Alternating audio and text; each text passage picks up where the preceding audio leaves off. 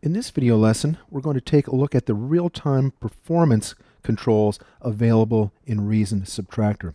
So let's start here with our two wheels, pitch bend and modulation wheel, bend range, and then the assignment controls, which are filter frequency, filter resonance, so we can control the filter cutoff and the resonance control, the LFO, so we can control the amount of the LFO using this wheel here, the mod wheel. We can control the phase, so we can control this control here using this wheel, sweeping it back and forth.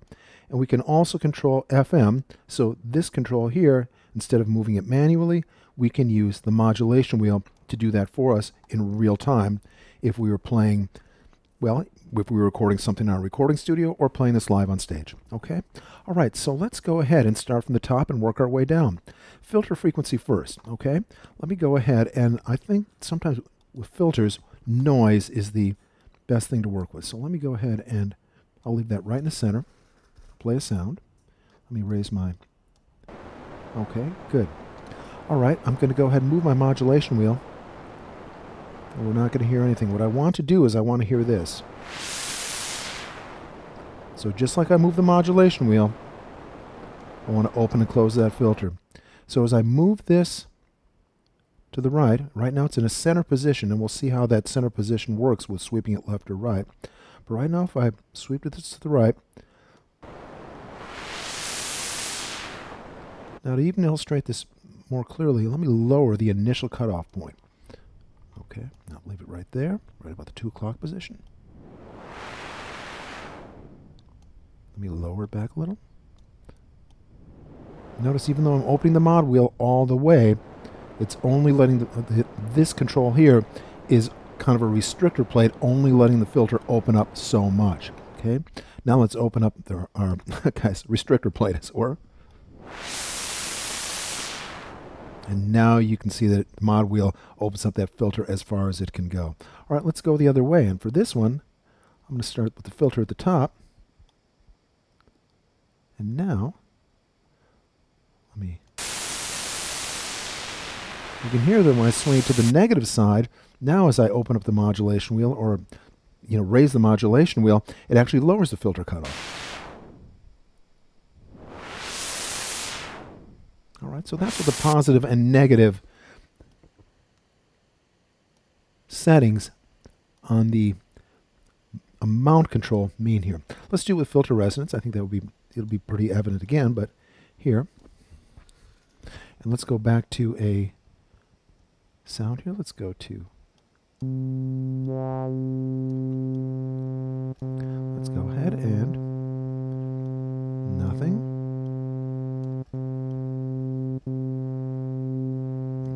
Let me do it manually. Let's do it with the modulation wheel. Let's increase it. All right. So again, let's raise it here. Put it to the negative side. So you can hear, now I've got with the modulation wheel all the way back, you can hear the resonance control. When I raise it, it's actually lowering the resonance control, so you no longer hear it. Okay? Let's bring that one back to center.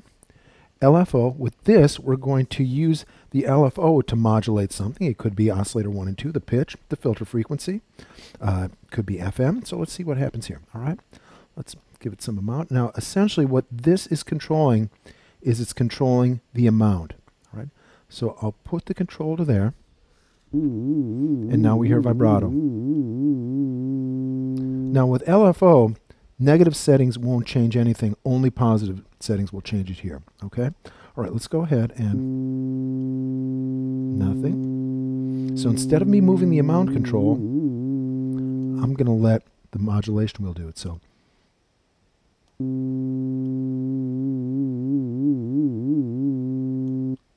little bit less. A little bit more. All right. So I can use the LFO and my mod wheel to open and close the filter with the LFO. I can use it to do really anything that's on this destination list. So pitches of oscillator 1 and 2 for vibrato, modulate the frequency, filter frequency, FM, phase control, mix control. Any one of those things with my LFO, all I have to do is increase the amount and then choose the destination that I want to modulate. Okay? All right. Let's go ahead here. And I think the others, I'll let you experiment because I want to move ahead in the video, but I think you get the basic idea. Okay? All right. Let's go here to, while we're at a pitch bend range, 7 semitones is up a perfect fifth, so C, G, back to C, and this one is quote-unquote spring-loaded, so it springs back. So C, down a fifth, down to F, back to C, okay? And here we have a range of 2 octaves, so up 24 semitones. Okay? Portamento. Let's put this back to 0, so no pitch bend at all.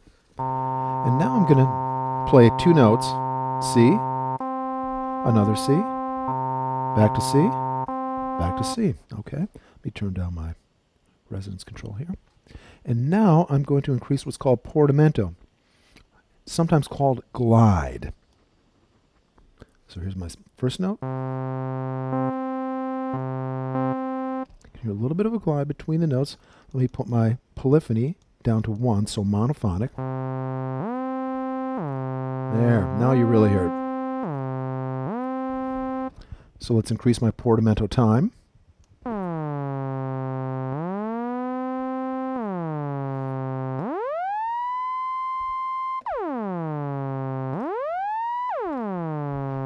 right, so that's portamento. Let's come over here to where it says aftertouch, expression, and breath. And this is where I can use some features from my keyboard for real-time performance or recording to modulate filter frequency, LFO, amplitude, or FM, frequency modulation. Okay, let's see what we get here. All right.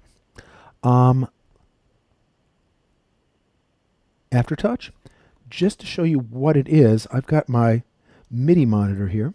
And I've got my keyboard, and I'm going to play a note on my keyboard, and I'll just play one very short note. And I got a note on message, the note C2. That number 66 is the velocity, how hard I played the note. And when I let go of the key, this is how hard or how quickly I guess snapped it back at a level of 116. This time I'm going to play it really hard. And you can see I got some other numbers there called channel pressure. Well, that has to do with aftertouch, so let me clear. I'm going to play a note, and now I'm going to press down on it and send an aftertouch message. And now I'm pressing down, and I'm pressing down as hard as I can and holding it, and the highest aftertouch value I can get channel pressure is 127. Okay? Let go, and there, after I let go of the key, it gave me a note off right there at 127. And look, the key must have bounced a little bit because it gave some additional channel pressure messages. Okay, let's go ahead here, and I'm going to see if I can get channel pressure to do anything with the LFO. So I'm going to dial that up all the way. Play a note. And you'll notice as I'm just playing no channel pressure. Now I'm going to start pressing on the key. And you notice the more or the harder I press on it,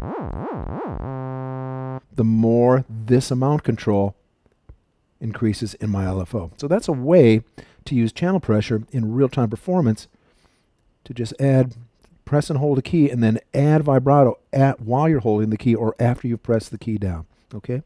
Filter frequency here. Let's see what we've got there. I'm going to lower the filter frequency. Turn that up all the way. Let's do it with noise again.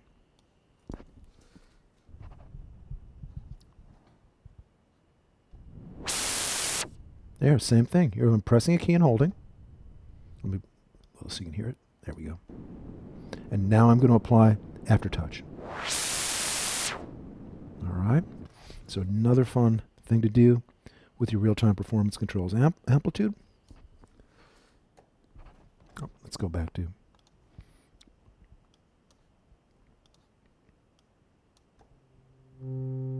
So I'm going to press and hold the key.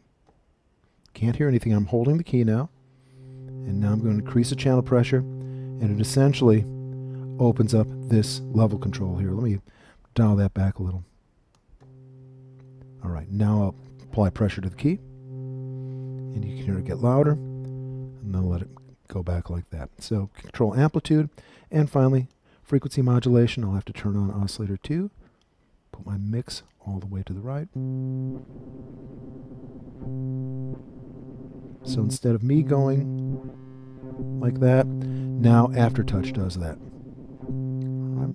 Same thing here, expression pedal. Expression pedal kind of looks like a volume control that a guitar player might use on stage, kind of a foot volume control that you have. But it sends a different message, okay?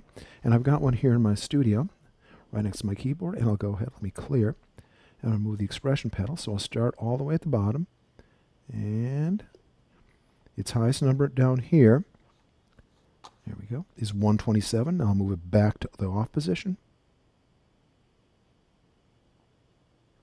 And there you go. Its lowest number. The lowest number is 0. So just for the heck of it here, let's go ahead and do vibrato with the expression pedal, okay? So here, we press and hold a note. And now increase expression pedal. Oops, I've still got FM assigned there. There we go. Let's raise our... And here we go with the expression pedal.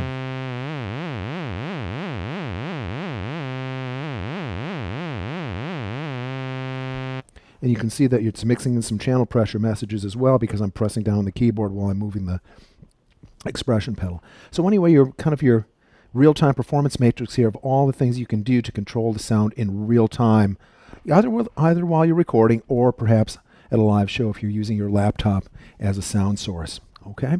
All right. That wraps it up for this section here. And we'll come back and finish up with velocity right here.